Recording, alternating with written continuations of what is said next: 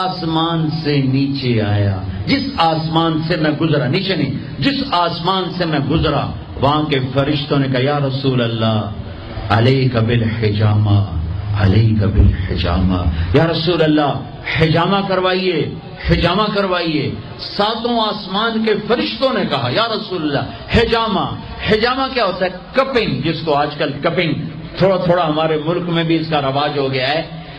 یہ جتنا ٹاکسن ہے یہ کھال کے نیچے باریک رگوں میں جمع ہوتا ہے، گندا خون۔ میرے نبی کیا کرتے تھے، ایسے کپ ہوتے تھے، وہ تو چمڑے کے ہوتے تھے، تو اس میں ویکیوم پیدا کر کے اور اس کو یوں لگاتے تھے، پھر وہ وہاں جم جاتا تھا اور کھال ابھر آتی تھی، پھر اس کو ہٹا کے وہاں کٹ لگاتے تھے کسی چیز سے، آج بلیڈ ہے، کٹ لگا کر ہلکے ہلکے، پھر اس کو ویکیوم بنا کے پھر یہاں گاڑ دیتے تھے، تو اس سے جتنا گندا زہریلا خون ہے وہ نکل کے اس کپ میں آ جاتا ہے، پھر اس کو پھینک دیا جاتا ہے۔ اس کو کہتے ہیں حجامہ۔ اور کمر کے سینٹر میں ایک پوائنٹ ہے جہاں حدیث میں آتا ہے 70 بیماریوں کا علاج یہاں کپ لگوانا ہے، 70 بیماریوں کا علاج یہاں کپ لگوانا ہے۔ یہ میرے نبی کے نے ہر آسمان میں فرشتوں سے سنا، ڈھونڈو تلاش کرو۔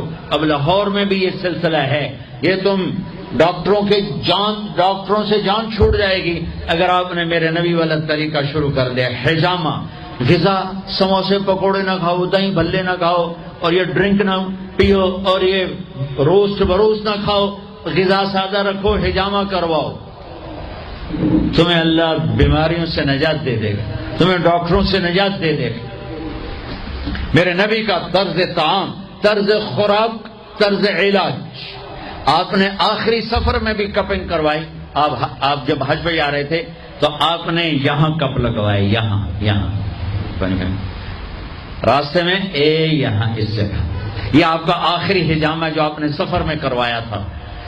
تو آپ کی مستقل عادت تھی کہ آپ حجامہ کرواتے تھے، کپنگ، وہ خون نکالتے ہیں، سارا باڈی کا خون گندا باہر نکل جاتا ہے اور پورا جسم فریش ہو جاتا ہے، بغیر دواؤں کے اللہ شفا یاب کر دیتا ہے۔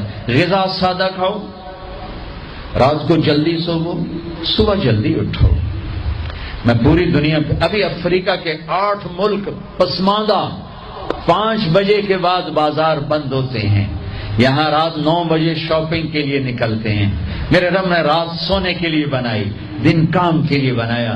اتنی نحوست ہے کہ 12 بجے تک بازار نہیں کھلتے، 11 بجے تک بازار نہیں کھلتے۔ میرے